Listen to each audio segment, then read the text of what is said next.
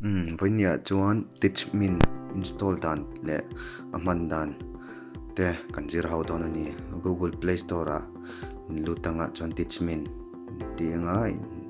in download anga in install anga chuan heta hian mani phone number ka da tur ania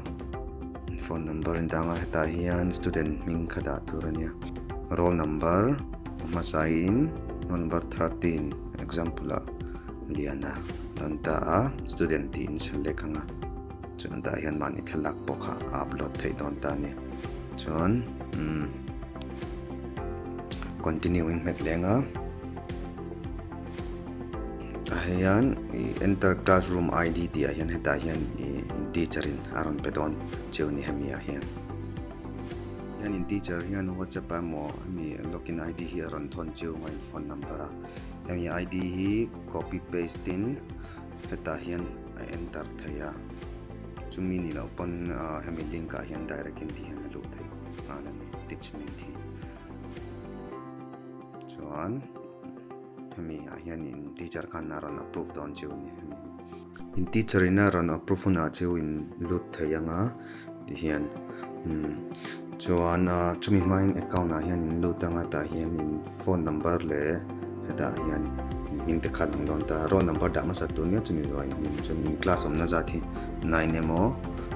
10 ka thian in update me don ni ole tun na chuan online class funga du dan kan fir hawnga ta hian in classroom a hian lutanga heta hian in attendance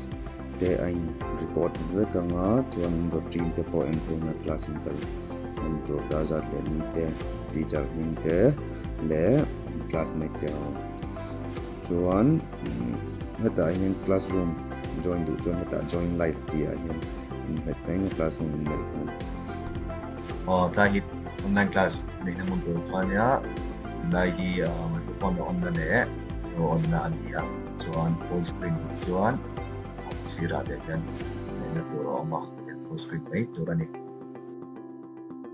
chuan hetlai achung a hian thil chi hrang hrang oma heta hian test te chat te notice board thil poi moi announcement nei don in post anga school chol ni tur te mo engmani class ta na shet tur poi mo khan teacher ten lo pong chinanga chuan assignment am meta assignment a hian in submit dan to chu ti hian lutanga at submission in tinga email chemo document amo khati hian submit anga submit the button hin at mai don so on study material om le ata hian PDF file mo teacher in aron share anga aron share na to nam ta hian thalak emo na pon YouTube video mo voina zirang mil daw to study material to khati hian ayan phedam ta chuan apoi mo zo chuti kan kan zo fel to chuan